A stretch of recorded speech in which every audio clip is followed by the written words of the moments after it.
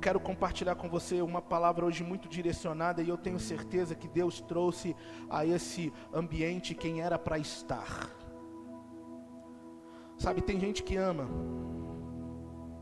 Sabe que tem gente que ama, sabe, a Jesus de uma forma diferente.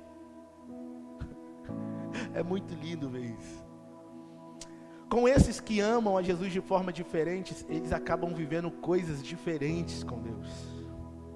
Sabe que tem gente que ele vive experiências diferentes. Sabe por quê? Porque amam a Deus de forma diferente. Eu vejo que o pai, ele não ama um filho mais do que o outro filho. O pai não ama. O Luiz Henrique, ele tem 3 filhas, 3 Anas, né, Luiz? E qual Ana você ama mais? É a Ana Carolina? É a Ana Alice? Ou é a Ana Luísa? Certamente não há um amor diferente. Mas eu sei que no decorrer do processo da vida, no decorrer dos dias, o Luiz Henrique, ele pode não amar um filho mais do que o outro, mas certamente um filho pode amar mais um pai do que os outros filhos. Eu acho isso tão interessante que quando eu era garoto, eu sou o caçula, eu sou o terceiro, eu sou o último da minha casa. Tenho meu irmão mais velho, que se chama Eric, tenho meu irmão do meio, que se chama Wesley. E eu sou o improvável, eu sou aquele que não teria que vir, não dava para vir. O médico disse para minha mãe que ela não poderia engravidar mais depois do meu irmão do meio. Minha mãe teve pré-eclâmpsia, então o médico disse: você não pode mais engravidar, porque se você engravidar, você pode morrer.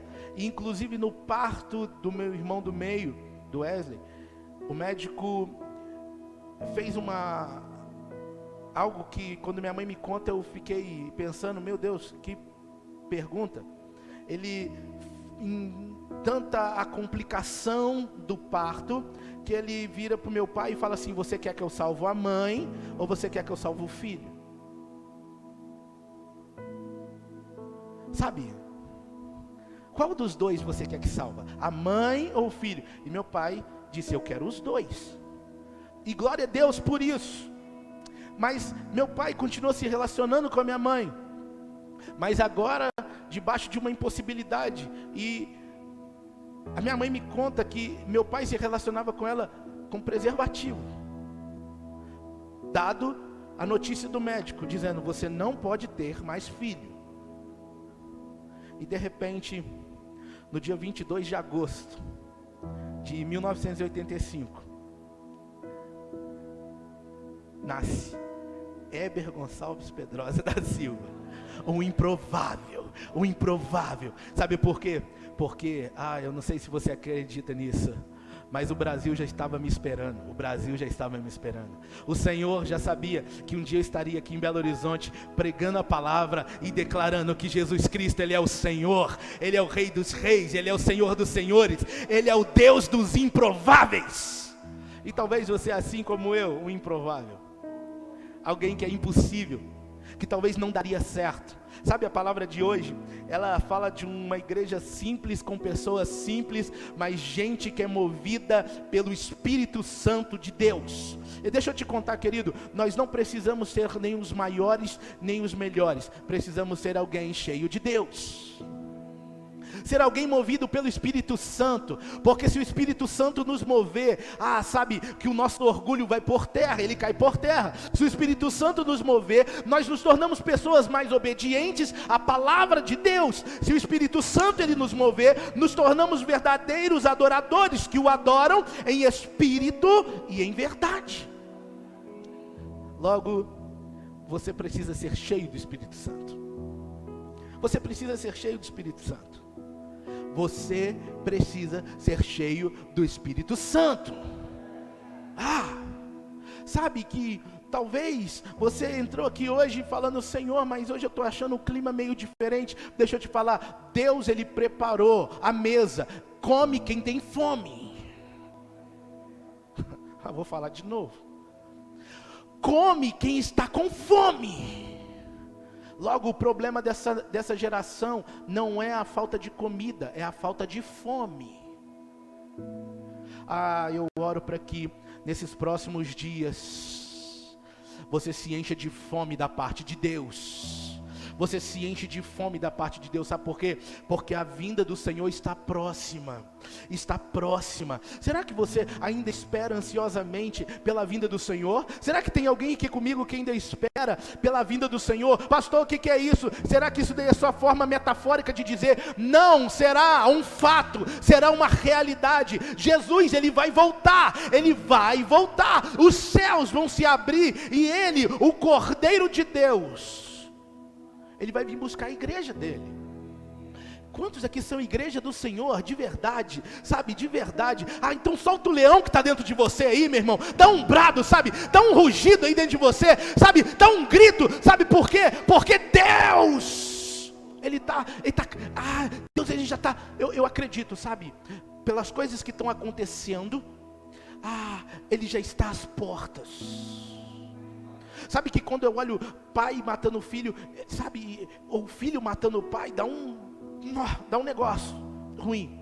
Sabe quando eu vejo rumores de guerras acontecendo, quando você começa a olhar para Israel, porque Israel, ele é o termômetro do mundo, e você vê que parece que em algum momento Israel e os judeus e palestinos estão se dando bem. Meu Deus, tem alguma coisa. Uma pandemia global que parou o mundo inteiro, e a Bíblia, ela já orientava isso antecipadamente, dizendo sobre isso, e tem muito crente desapercebido, achando que estamos no país das maravilhas, achando que Jesus, ele é como o mestre dos magos, que promete uma terra e nunca leva aqueles amigos a essa terra. Não, Jesus, ele disse que vai voltar, e ele vai voltar. Sabe, que talvez eu queria mudar até a palavra de hoje, mas sabe, uma coisa só para você levar para casa como reflexão: se existe uma palavra que precisamos colocar em prática hoje, na nossa história, na nossa vida, ponha a sua casa em ordem. Põe a sua casa em ordem. Sabe que essa mensagem, ela ecoa dentro de mim diariamente, dizendo: Éber, põe a sua casa em ordem. Põe a sua casa em ordem. Põe a sua casa em ordem. Porque o amanhã pode não existir para você. Sabe, ontem, dia 15, morreu uma influenciadora digital cristã. Ela tinha 22 anos. É um absurdo. Ela era bem relacionada, ela era cristã, ela tinha a saúde em dia, recursos financeiros em dia, mas um acidente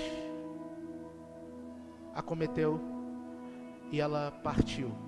Ela é filha de uma pastora. 22 anos. Sabe que isso pode... Sabe, com muito respeito, como que eu orei? Eu orei para essa mãe que perdeu a filha. Eu orei para o marido que perdeu a esposa. Eles estavam juntos. E eu não os conheço. Eu não os conheço pessoalmente. Mas eu orei. Mas sabe que Deus, sabe, falou no meu coração? A vida é muito passageira. Sabe que... eu não sei você... Tem gente que está achando que vai ficar aí para semente. Vai não. Por isso que nós precisamos, sabe, nos importar com pessoas, porque é com isso que Jesus importa. Sabe que o Senhor não está muito preocupado, ainda que seja bom e temos que ter estrutura, seja luz, som, uma cadeira melhor ou uma estrutura maior. Isso é bom e tomara que tenhamos, mas o que Deus realmente está preocupado é com as pessoas. Pessoas são o alvo do amor de Deus. Deus não está muito preocupado com a cadeira, sabe, se a cadeira for acolchoada ou não. Tomara que seja acolchoada, porque não tem problema nisso. Mas Deus realmente, Ele está preocupado com gente. Com gente. Certa vez, na caminhada de um jovem pastor, quando ele vai realizar um estágio missionário numa ilha no litoral da Bahia, Chegando lá, ele encontra uma ilha que não tinha nenhum trabalho evangélico, nenhum trabalho com evangelismo. Não havia nenhum cristão na ilha. Ele e a sua equipe decidem fazer um culto.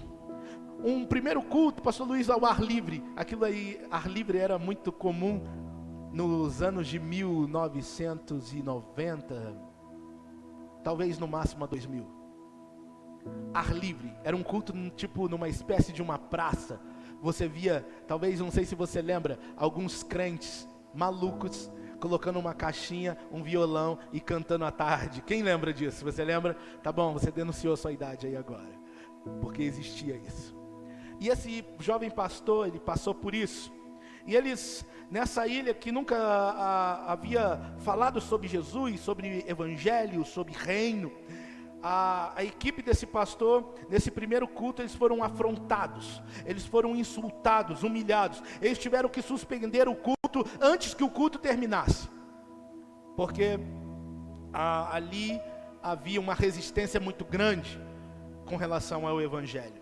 Naquela noite, esse pastor, esse jovem pastor, ele conversou com a sua equipe, eles oraram e eles choraram muito, de tristeza de ver como que era aquela situação de ser rejeitado. Eles estavam cansados, longe de casa, e ainda muito jovens, sem ter uma experiência com o Senhor. E as pessoas, eles com o coração todo bondoso, querendo amar as pessoas, e naquele momento as pessoas fizeram aquilo com eles. Então ele decidiu juntar toda a sua equipe e falaram assim: vamos orar. Abriram o coração um para com os outros e decidiram que no dia seguinte, que seria um domingo, eles iam fazer um jejum e um clamor naquela ilha. Eles decidiram, sabe o que? Orar e jejuar. Deixa eu te contar, querido, existe uma ferramenta poderosa da oração e do jejum. Existe essa ferramenta que nós podemos utilizar dessa ferramenta. E eles utilizaram. Eles passaram o domingo todo em jejum, em oração, para aquele grande desafio. Algo interessante aconteceu nos próximos 30 dias seguintes daquele trabalho. Deus decidiu dar a ilha a eles. Várias pessoas foram alcançadas, salvas. Ficou claro para eles que não era mérito deles, mas era o poder transformador do Evangelho de Cristo Jesus. Aleluia, aleluia. Por eles mesmos, eles não poderiam fazer nada, mas pela obra do Espírito Santo que moveu eles naquele lugar, todas as coisas eram possíveis. Sabe, eu inicio de verdade a ministração dessa noite com essa reflexão, sabe, dessa história, para chamar a sua atenção para a realidade, a igreja do Senhor e a missão que Ele tem nos dado. Sabe, respectivamente, o Senhor usa pessoas. Vou dizer de novo, que talvez você está muito preocupado com o teu título ou com a falta dele. Deixa eu te falar, o Senhor não está preocupado com isso. Ele usa pessoas. Deus, Ele usa pessoas, e se o seu coração estiver aberto para isso, Ele vai usar você nessa geração. Eu acredito numa grande colheita para esses últimos dias da igreja do Senhor na terra, e o Senhor vai te usar como ferramenta poderosa dele nessa terra. Será que tem alguém aqui que quer ser canal de Deus para a vida de alguém, para transformar a vida de alguém? É com você mesmo, é com você mesmo. Obrigado por você estar no lugar certo, na hora certa, com as pessoas certas, para que haja uma conspiração divina do milagre de Deus sobre a tua casa, sobre você, sobre a tua família, sobre aquilo que você decide fazer. Esse milagre. Temos orado aqui como igreja local, como aprisco. Temos orado e Deus tem nos dado uma direção específica para um mover de discipulado e de células. Pastor, eu não curto muito o nome células, porque eu já tive experiências, mas deixa eu te falar, pode ser células, GC, grupos de conexão, lives, sabe, grupos de vida. Sabe, eu estou falando em relação àquilo que acontecia com a igreja primitiva. Havia uma igreja nas casas. E Deus tem nos levado para esse mover, como aprisco. Nós, como aprisco, eu quero deixar claro para você, meu irmão, minha irmã, nós não seremos uma igreja com células. Nós não seremos. Nós seremos uma igreja em células. Nós vamos nos desenvolver através disso. Pastor, o que você está querendo dizer? Eu estou querendo dizer que aqui no domingo nós vamos nos ajuntar para celebrar, para estarmos em comunhão, em koinonia com os irmãos. Mas a partir de domingo, ou seja, a partir da semana, haverá uma igreja em cada casa, haverá uma igreja, haverá o Senhor sendo exaltado em cada lugar, em cada lugar, em cada lugar, em cada lugar, haverá meu Deus, eu não sei se você acredita nisso, mas sabe, aquele altar que Elias, certa vez, ele pega um altar todo desarrumado, e eles estavam dizendo: Baal é Deus, Baal é Deus, Baal é Deus. E Elias diz o seguinte: faz o seguinte, vocês separam um novilho e eu separo um novilho, e aquele que responder com fogo, esse que é Deus. E o interessante é que os profetas de Baal, cerca de 400 a 450, eles decidem, e Elias faz o seguinte: eu vou deixar você ir primeiro. 400 a 450 contra um, pastor. 400 a 450 contra um.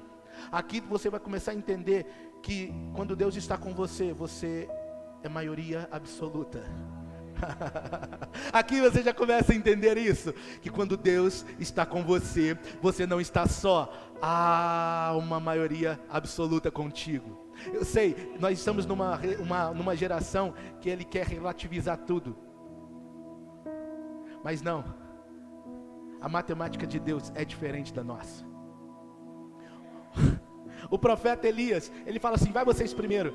E da primeira hora até quase perto do meio-dia, os profetas de Baal, eles loucos, se rasgando, aí começou a fazer absurdos, e gritar, e fazer, e Elias, ele diz: será que o teu Deus está dormindo? Talvez porque ele sabia que não dormita o guarda de Israel, então ele sabia que o Deus dele não dorme, que enquanto você dorme, Deus continua trabalhando, enquanto você dorme, Deus continua realizando, enquanto você caminha, Deus vai fazendo, enquanto você vai indo, Deus vai fazendo, eu não sei, que enquanto você está sentado aqui, Deus está fazendo, enquanto você está ouvindo de uma palavra aqui neste ambiente, assentado, tranquilo, Deus continua trabalhando, exercendo a soberania dele na terra. Elias sabia disso. Você já sabe do final da história. O final da história é que Elias coloca aí o cordeiro, e o fogo desce. Aleluia. Talvez nós cristãos, estamos esperando o momento épico do fogo descer, porque amamos o fogo. Talvez muitos de nós fomos nascidos no fogo. E esse momento épico, talvez pirotécnico, nos deixa muito inflamados e emocionados, mas tem algo que aconteceu antes do fogo descer. A palavra fala que Elias, ele pega 12 pedras e ele restaura o altar. Ele reorganiza.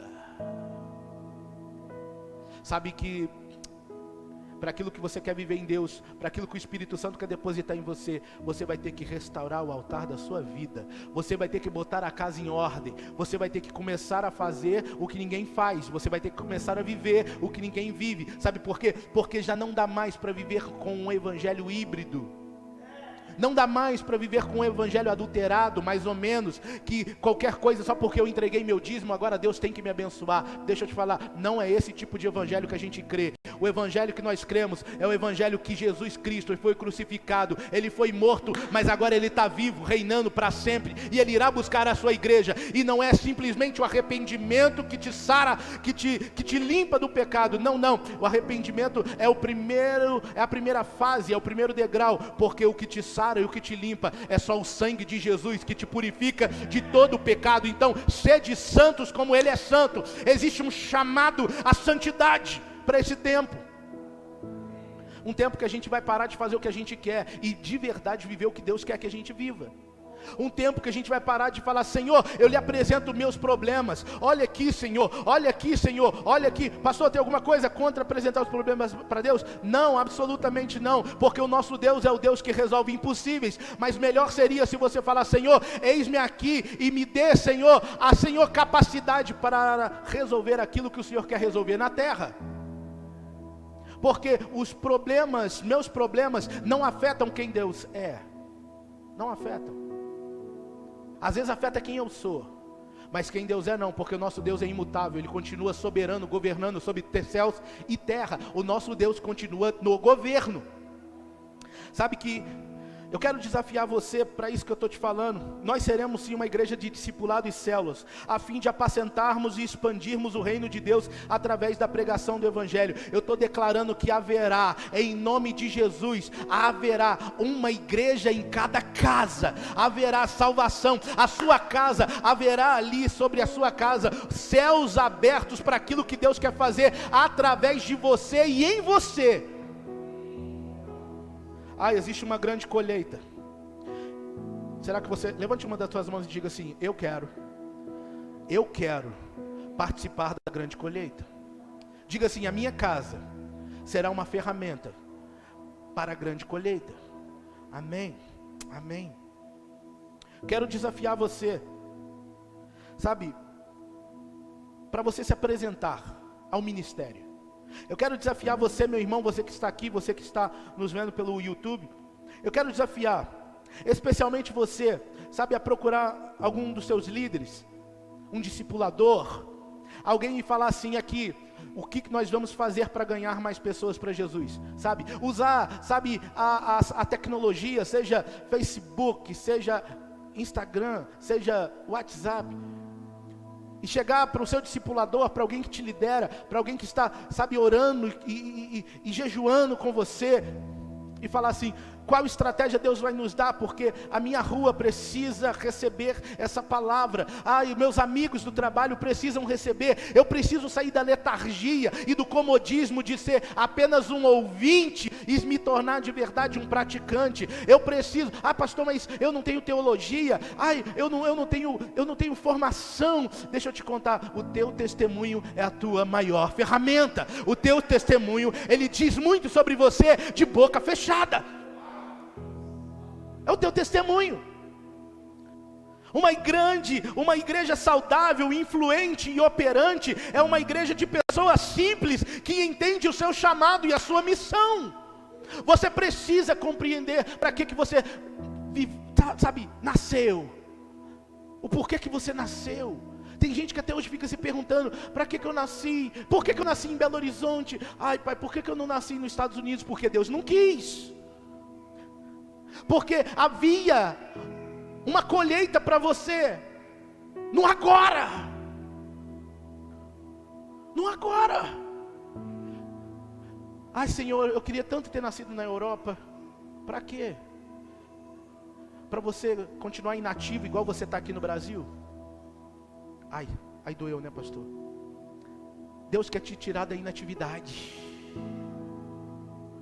Deus, o interesse dele, ele te ama tanto que ele quer te arrancar da inércia e quer te colocar em movimento. E você vai poder servir ele tanto em Jerusalém, como em toda a Judeia, em Samaria e até os confins da terra. Pastor, o que isso quer dizer? Quer dizer que tanto aqui no Brasil, quanto fora, quanto em lugares longínquos que Deus quiser te levar, o importante é você sair dessa inatividade que você está, talvez lá no teu emprego, lá no teu trabalho, lá na tua faculdade, talvez no teu carro, talvez numa carona que você der para alguém está precisando ouvir do amor e do favor de Deus. Queridos, ontem essa moça que voltou para Jesus, ela quando ela estava no carro, ela estava desesperada, e eu e você, nós carregamos uma palavra de paz, nós carregamos uma palavra de vida, a vida em nós. Eu tenho certeza que Deus te chamou para esse próximo tempo. Eu queria compartilhar com você aqui bem rápido, uma experiência, sabe, de Paulo e Silas. Eles em Filipos, com o nascimento de uma nova igreja. Queria muito que você abrisse a tua Bíblia em Atos 16:9.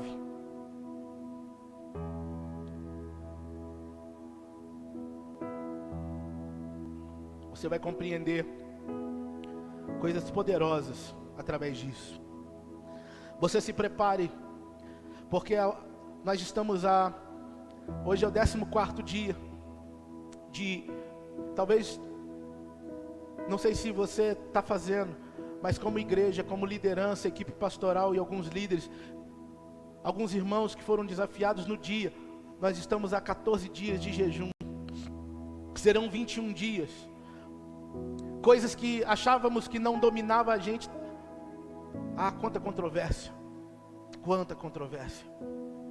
mas deixa eu te falar, haverá uma resposta favorável, haverá uma resposta favorável, haverá uma resposta favorável. Pastor, que resposta é essa se eu não pedir nada? Haverá salvação de almas, haverá vidas transformadas, lavadas, remidas pelo sangue do Cordeiro. Olha aqui que diz em Atos dos Apóstolos, capítulo 16, verso 9, diz assim, pode ficar sentado. Durante a noite, Paulo teve uma visão. Ele teve uma visão, na qual um homem da Macedônia estava em pé e lhe suplicava, dizendo: passe a Macedônia e nos ajude. Depois que Paulo teve essa visão, preparamos-nos imediatamente para partir para a Macedônia, concluindo que Deus nos tinha chamado para lhes pregar o Evangelho. Até aí. Querido, quando você em casa puder, leia do verso 9 até o verso 40. Você vai entender a trajetória. Paulo, ele queria ir para uma outra região. São tantos nomes, está aí. Como diz o apóstolo Luiz Hermínio, ele fala assim, está na Bíblia, está aí na Bíblia, você vai ver. Tantas regiões, tantos lugares que ele queria ir. E por várias vezes que ele estava decidindo por ele mesmo, o Senhor falava com ele, não é para ir para aí. E por outras vezes Deus, não é para ir para aí. Aí chegou num determinado momento que o Senhor deu essa visão para ele, sobre, vá para a Macedônia, vá para Filipos, vá para aquela região. E ele, de uma forma humilde, entendendo que era Deus que queria que ele fosse a tais lugares pregar o Evangelho, ele parte para lá. E eu começo a observar que Paulo, ele nos ensina muito, porque ele se torna o tipo de pessoa que Deus conta, que Deus usa. Sabe que Paulo, ele ficou muito conhecido por escrever grande parte do Novo Testamento, e talvez pela sua eloquência, por tudo que ele carregava, talvez a gente mire para ele e fale assim, ele era muito capaz. Sim, possivelmente, muito capaz, mas havia algo nele que muda toda a história. Ele era cheio do Espírito Santo. Deixa eu dizer de novo, ele era guiado pelo Espírito Santo. Logo eu e você, o que precisamos de verdade é sermos guiados pelo Espírito Santo. Eu coloquei aqui alguns tipos de pessoa que Deus conta, que Deus usa. E detalhe, quando eu estou falando usa, não é de ser usado e jogar fora, usa de ser útil. Usa de ser útil, utilizado. Sabe, Deus, Ele olha para mim e para você, e Ele vê filho. E quando você começa a falar desse amor, desse pai, Ele não olha você como alguém que está conquistando um número, mas alguém que está reedificando a casa. Eu vou dizer de novo, quando Ele olha para mim e para você, Ele olha com um olhar de pai, porque somos filhos. E quando Ele vê nós compartilhando acerca do amor do pai, Ele não olha alguém que tem muito sucesso com números. Não, Ele olha alguém que está preocupado em reedificar a casa, preocupado com o irmão mais novo. O primeiro tipo de pessoa que Deus conta, talvez você hoje precisa se alinhar com esse biotipo, com esse DNA, com essa cultura, para que Deus, Ele possa fazer aquilo que Ele quer fazer com você e através de você. Querido, em nome de Jesus, eu quero te falar algo nessa noite. Sabe que hoje eu não consigo observar algo mais poderoso do que a pregação do Evangelho. A pregação do Evangelho, ela transforma, ela transforma. Ela traz paz aonde há guerra. E mesmo em guerra, você tem paz. Somente o Evangelho pode fazer isso. Ela arranca das trevas e nos leva para a luz. Amém?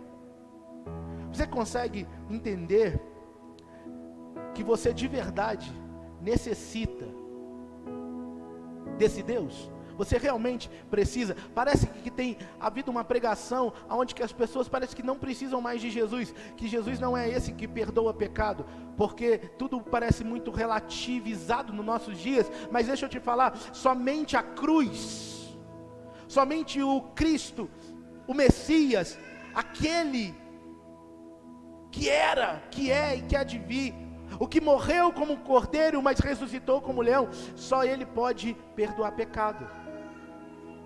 Só Ele pode perdoar pecado. Só Ele pode perdoar pecado. Deixa eu falar de novo para ver se você se encoraja. Só Ele pode perdoar pecado. Então nossos pecados podem ser perdoados em Cristo Jesus. Mais gente precisa saber disso. Você não vê a moça que eu te falei? Ela estava pensando que o filho tinha sido queimado, porque Deus queria que ela tomasse posição. Que Deus é esse, que esse povo está acreditando, gente? Que Deus é esse? Nós precisamos falar desse Deus verdadeiro, um Deus que Ele é justo, juiz, mas Ele é Pai amoroso. Ele é o Deus das novas oportunidades. Ah, se não fosse a nova oportunidade, onde você estaria, querido? Se não fosse a nova oportunidade que Deus te deu, aonde nós estaríamos? Aonde nós estaríamos se esse Deus não tivesse nos dado uma nova oportunidade? Sabe que o primeiro tipo de pessoa ou igreja é uma igreja de pessoas comuns que ganham pessoas comuns. Ou seja, não há nada de muito especial. Não é sobre a sua oratória, ou sua retórica, ou sobre a sua roupa, ou sobre os seus olhos azuis. Nunca foi sobre isso, sempre foi sobre Cristo. Sempre foi sobre Ele. Sim, o Evangelho, ele chega a Filipos através de Paulo e Silas. Apesar de termos aqui Paulo como, muitos o consideram como o maior apóstolo de todos os tempos, fica claro para nós que o seu ministério era totalmente dependente de Deus. Ou seja, nós precisamos buscar, caminhar para esse nível de vida, de dependência de Deus. Não é sobre precisar, irmão. Precisar, você precisa de um carro, de uma casa nova. Precisar, você precisa de um apartamento. Talvez precisar, você precisa de um emprego. Precisar, você precisa talvez até de um aumento. De Deus você não precisa. De Deus você depende. De Deus você depende. É igual eu falar para você que você precisa de sangue para viver. Não, não. Você não precisa de sangue para viver. Você depende de sangue. Se você se arrancar, todo o seu sangue, você morre. Se arrancar Deus de você, você morre. Sabe que eu acho muito interessante? Quando Deus, certa vez, Ele diz para Adão: Adão, onde você está? Nós sabemos que o nosso Deus é onipotente, onipresente, onisciente. Amém ou não? Nós sabemos que Deus sabe todas as coisas. Mas quando Deus fala assim, lá no Éden, lá em Gênesis: Adão, onde você está? Deus não estava procurando Adão num lugar geográfico, porque Deus sabia que onde Adão estava. Mas Deus talvez estava assim, olha, olhando para si mesmo e tocando em si mesmo e falando assim: Adão, aonde você está que eu já não te sinto mais em mim? Tínhamos uma conexão, mas você pecou e eu já não estou sentindo mais você em mim. Por quê?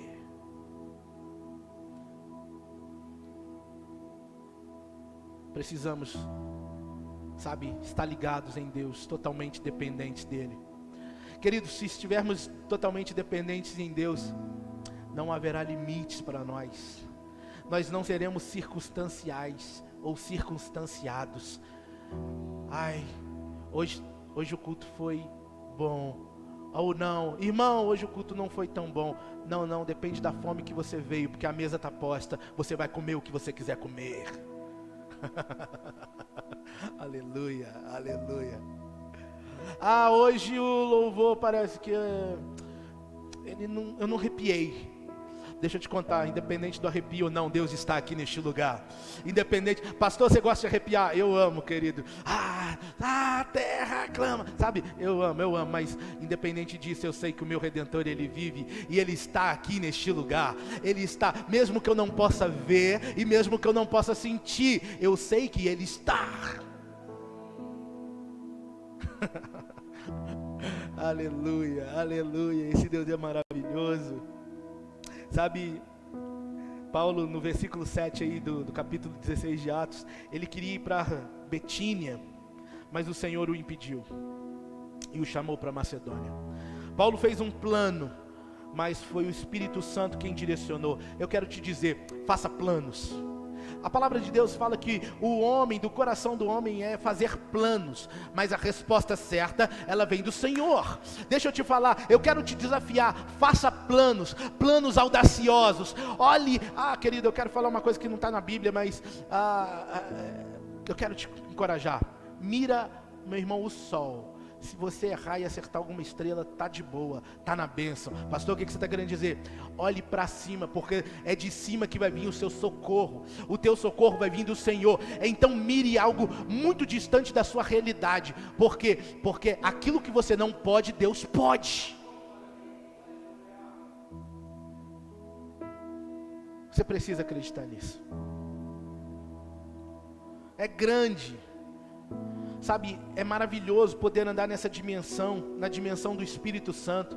Certa vez eu vi um pastor, ele dizendo o seguinte, que quando ele chegasse no céu, ele ia virar para Moisés, esse pastor muito conhecido, ele disse assim, que ia virar para Moisés, eu falo assim: Moisésão, que isso, cara, o que você fez? No mar vermelho, Deus te usou, abriu as pragas do Egito. Moisés, que é isso, hein? Aí ele falou que ia chegar para Abraão e ia falar assim: cara, como que você fez aquilo, de levar o seu filho até no cume do monte? Nossa. Ele falou que ia chegar para Elias, Eliseu, ia chegar para vários homens. E ele falou que nessa metáfora, nessa ilustração dele, ele se juntava para grandes homens de Deus na Bíblia e chegava e falava: como foi? E ele notou que atrás dele estava formando uma fila de homens de Deus, da antiguidade na Bíblia. Ele contando essa ilustração. E de repente, quando ele acabou de perguntar o último, dizendo: Davi, caramba, cara, como é que foi Golias, aquele negócio? Ele falou que Davi saiu da conversa e foi para a fila. E foi perguntar a ele: como que foi? Todos os homens da antiguidade da Bíblia, perguntando a ele, e talvez perguntando para mim e para você: como foi se mover com o Espírito Santo dentro de você? Porque nós tínhamos o Espírito Santo de fora, mas vocês tiveram o Espírito Santo dentro. Como que foi um Deus todo-poderoso habitar dentro de você? Me conta o que você fez. E ele falou que ficou todo sem graça. Eu quero te falar que eu e você, nós podemos andar na dimensão do Espírito. Eu vou dizer de novo, eu quero encorajar você, irmão, quero de verdade desafiar você a caminhar na região espiritual, sabe, é uma asa, sabe, como uma águia, uma asa com o natural e a outra asa com o espiritual. Você se prepare, você vai voar. Você precisa crer nisso. É um grande desafio andarmos na dimensão do Espírito. Quando nós desafiamos você não somente a pertencer a uma célula, a um grupo de conexão, a um grupo de vida, nós desafiamos você a ter uma célula, sabe, a falar: pastor, eu quero lá na minha casa, eu quero, meus vizinhos precisam ouvir de Jesus, a minha família, está todo mundo afastado, tem gente que eu conheço indo a passos largos para o inferno, e eu não posso ver isso. Eu tenho que falar da palavra de Deus para eles. É um desafio muito grande, não é, irmãos? Sabe que esse desafio é para que você esteja de verdade direcionado por Deus. Sabe que muitos podem dizer assim: pastor, eu não tenho tempo. Mas que tal você colocar a sua agenda nas mãos do Senhor? Hein? Sabe que a tua produtividade pode aumentar muito se você decidir produzir para o reino. E produzir para o reino não tem a ver com números, tem a ver com disposição do coração. Sabe que eu amo falar sobre voluntariado. Quando eu vejo os irmãos que se voluntariam para limpar a igreja, para, sabe, aqueles que vêm para limpar as cadeiras, ele vai sentar em uma, mas ele limpa todas. Aquele irmão que ele ensaia, ele decide com o coração de, sabe, oferecer ao Senhor o melhor dele com música. Meu Deus, como é precioso. Os irmãos da mídia, sabe, da comunicação, os irmãos que decidem, sabe, de verdade entregar o seu coração para servir as crianças. Eu sei, pastor, tem muita gente que não vai valorizar, mas glória a Deus, nós não estamos fazendo isso simplesmente para pessoas, nós estamos oferecendo o nosso melhor para Deus. Sim, pensamos sim em pessoas, que elas sejam tocadas e abençoadas por aquilo que fazemos, mas mais do que isso, queremos de verdade entregar aquilo que ninguém pode pagar, aquilo que somente um coração grato, quebrantado e contrito poderia oferecer a um Deus que já tem tudo. Sabe, a pregação de Paulo salvou uma moça chamada Lídia, está no verso 13, ela era uma vendedora de tecidos, ela era uma empresária, ela era uma comerciante. E quando ela recebe o Senhor, algo que acontece de forma muito poderosa, no verso 15, ela é batizada e todos os que estão na sua casa. Ou seja, o Evangelho, quando entra na sua vida, ele entra na sua vida, mas ele não pode parar ali, ele precisa ser multiplicado, ele precisa ser replicado. Para quê? Para que novas pessoas tenham a mesma experiência que você teve. Sabe que eu conheço pessoas que já estão aí com seus 10, 12, 15, 20 anos de Evangelho, e parece que elas vivem como prisioneiros.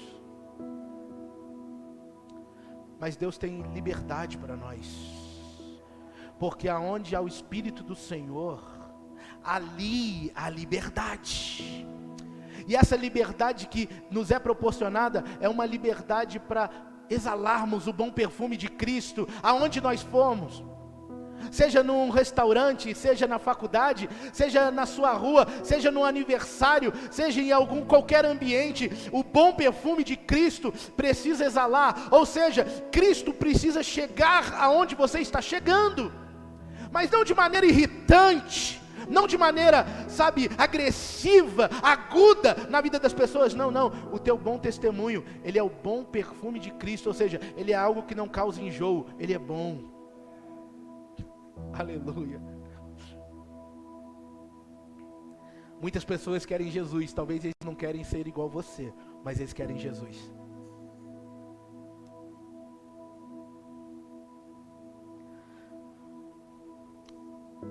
Inicialmente, quando essa Lídia, ela aceita Jesus, ela aceita o Evangelho, ela inicialmente, ela estava no meio de um grupo de mulheres que estavam na hora dos seus afazeres domésticos.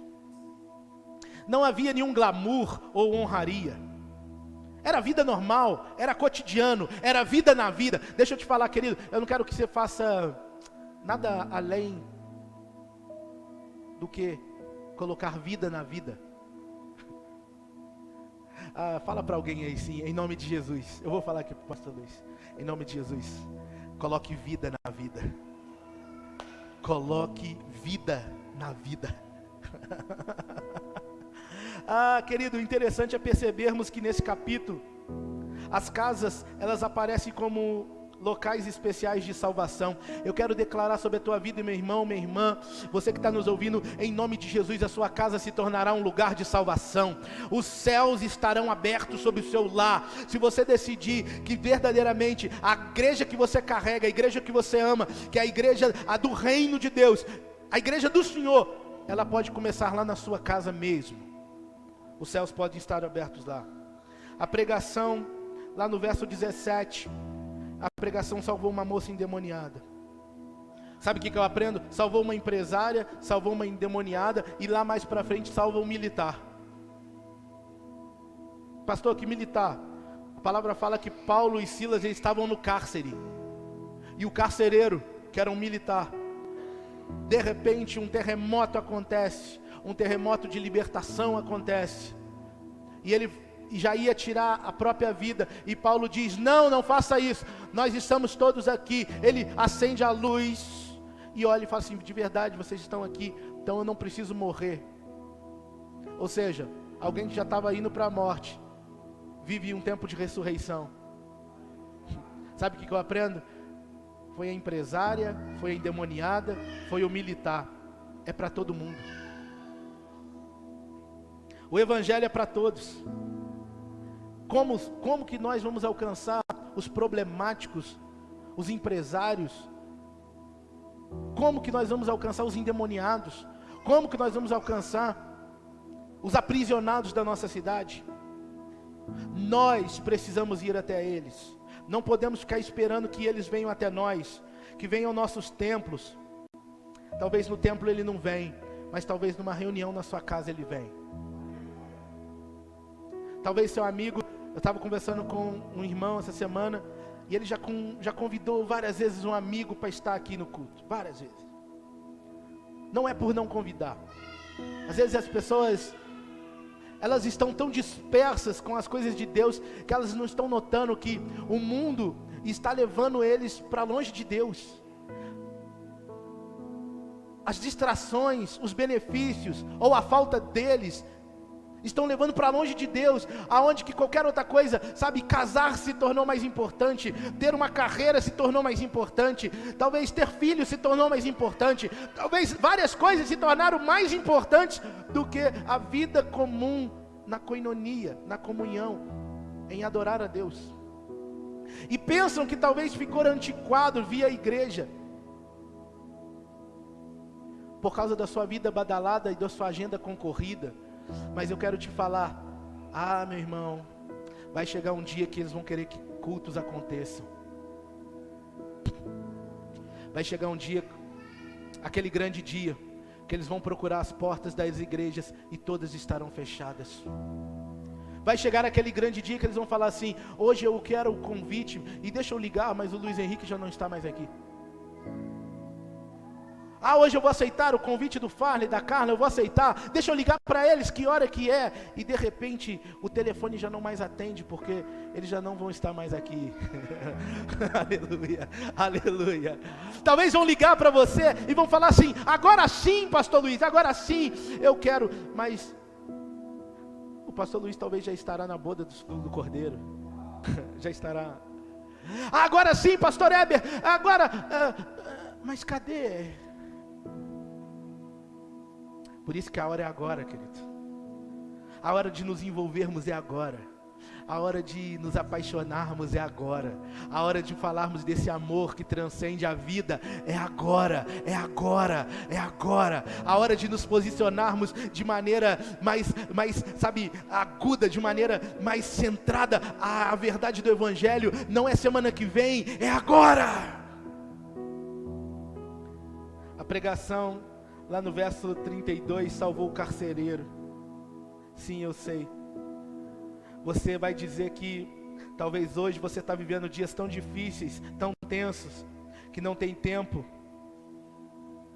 Que o lugar que você está vivendo, está trabalhando, está estudando, está muito puxado. Que a sua rotina está muito puxada. Estão oprimindo você. Será que não foi para esse tempo que Deus te chamou? Será que não foi para este tempo que Deus te colocou onde você está? Será? Sabe como foi com a rainha Esther? Será que o que você está vivendo hoje não é Deus te mostrando de algo que você vai poder falar no futuro? Eu venci. Sabe, cicatrizes fechadas, elas dizem mais sobre você, porque elas falam sobre o que você venceu. Talvez esse tempo adverso que você está vivendo hoje é somente para você chegar daqui a alguns anos, ou talvez meses. Eu oro para que sejam meses. E você fala assim: você lembra daquele dia? Você lembra daquela reunião? Agora olha o que Deus está fazendo. Olha o que Deus está fazendo. Você lembra? Você lembra? Ou você lembra quando eu comecei o discipulado, capengano, mentiroso? E agora eu venci, eu não minto mais. E na verdade agora eu estou cumprindo aquilo que Deus me chamou. Eu também estou discipulando, eu também estou pregando, eu também estou falando desse amor de Jesus. E detalhe, eu não tenho mais para quem ir. Então não importa o que aconteça, eu não tenho mais para quem ir. Eu amo essa palavra, sabe? Para quem iremos nós? Pedro dizendo, eu amo essa palavra. Eu amo essa palavra. Quem precisa ser salvo através de você na sua rua, no seu condomínio, na sua escola, na sua família, na sua empresa? Sabe que talvez essa célula, esse pequeno grupo, esse grupo de vida, esse grupo de conexão, ele é o lugar mais simples e receptivo e acolhedor para a salvação. Pessoas que experimentam o sobrenatural de Deus, sabe, elas vão mais longe, elas vão mais longe. Por isso que eu quero te dizer, você não está sozinho. Talvez você olhe para si mesmo e fale assim: pastor, eu vejo em mim tanta incapacidade. Eu quero te encorajar nessa noite e te dizer, não se preocupe com as suas incapacidades. Você serve um Deus que é capaz. Não se preocupe com as suas debilidades. Você serve um Deus perfeito, soberano, fiel, que Ele aperfeiçoa o poder dEle na sua fraqueza. Por isso pode-se dizer, o fraco, eu sou forte. Sabe, olhar para si mesmo e dizer, porque o inimigo, ele tenta esfregar na nossa cara, dizendo das nossas impossibilidades. E quase sempre que ele faz isso, ele faz mostrando para você o seu passado. É inacreditável que o inimigo ele quer mostrar para você o seu passado. Sabe por quê? Porque ele não sabe do seu futuro. Eu vou dizer de novo. Eu vou dizer. Sabe por que o inimigo ele usa de uma estratégia de te mostrar o seu passado, as suas incapacidades e aquilo que você fez? Primeira coisa, é a função dele. Ele é acusador. Segunda coisa, ele não tem o poder de ver o futuro, porque Deus já viu aonde você vai chegar. Por isso que Deus, Ele te mostra as coisas positivas, coisas grandes e firmes que você não sabe. É o que está escrito em Jeremias 33:3. Clama a mim e responder-te-ei, anunciar-te-ei coisas grandes e firmes que não sabes. Eu não sei se você sabe, mas tem o teu futuro, está debaixo da tua oração. É você clamar. É você clamar. Você não está sozinho, sabe, para esse novo ciclo que vamos começar. Prepare, querido, vai mudar muita coisa. Não, você não está entendendo. Vai mudar muita coisa. Você vai entender. Tem mais 5 mensagens para pregar para você, são 5 domingos. Se eu fosse você, eu não faltava, colocava na sua agenda, porque depois desses 5 domingos, nós vamos começar a viver um rompimento em Deus, vamos começar a viver milagres em Deus, vamos transicionar para algo impossível em Deus. Ah, pastor, e quem? E agora? E como é que vai ser? Eu não sei como vai ser, mas os pensamentos de Deus, eles são maiores e mais elevados do que o nosso, e nós não estamos brincando de cultinho, ou de igreja, ou de qualquer coisa, ou de reino. Nós estamos expandindo o reino de Deus na terra. Nós estamos caminhando rumo ao nosso propósito, para aquilo que Deus nos chamou desde o dia que estávamos na barriga da nossa mãe, ou antes dela. Deus já tinha tudo escrito.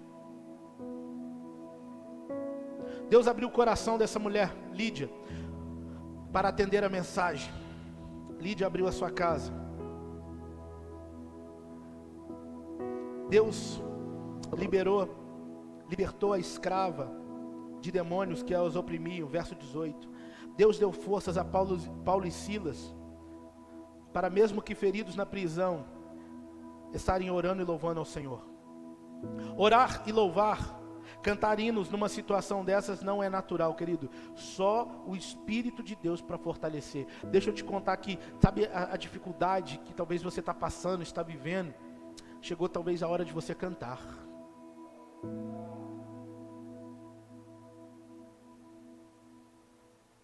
Chegou a hora de cantar.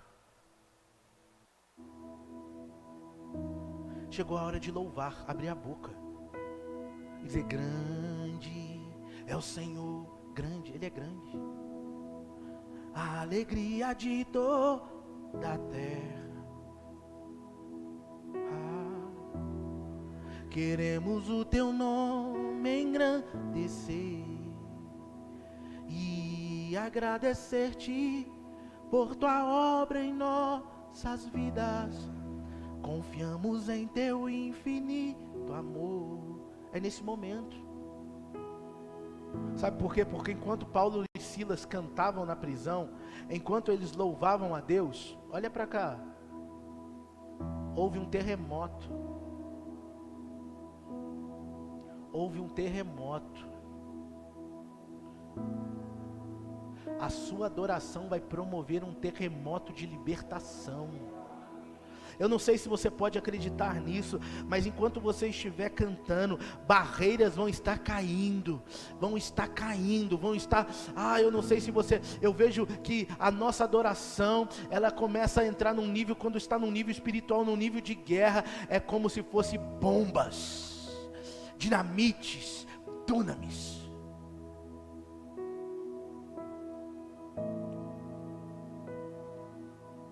Só o Espírito de Deus pode nos fortalecer em dias difíceis.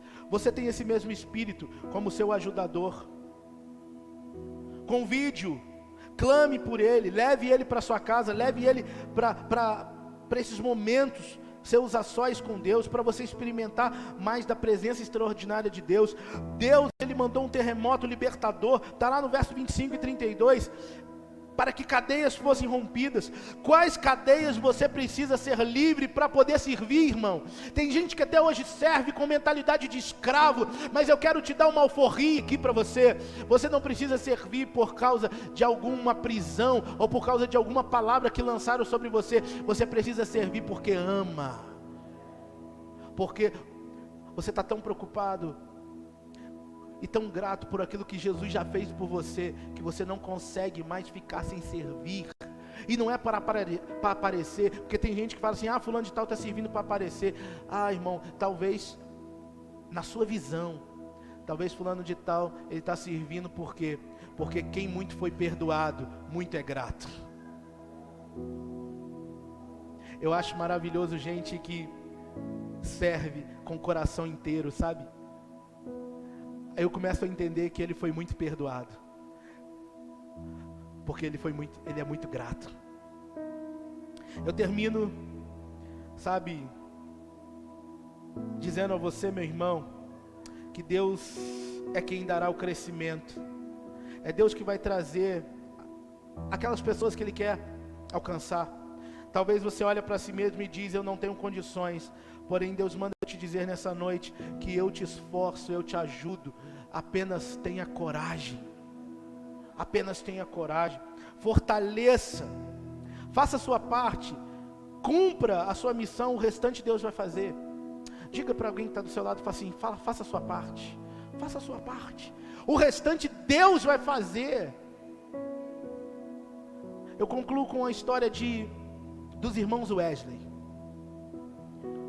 Com os púlpitos da igreja anglicana fechados para os irmãos Wesley e para um irmão chamado Hatfield, este decidiu fazer as pregações nas ruas, nas praças, ao ar livre, o que fez um enorme sucesso na época. Logo, os irmãos Wesley seguiram o mesmo exemplo. John Wesley e Charles Wesley organizaram pequenos grupos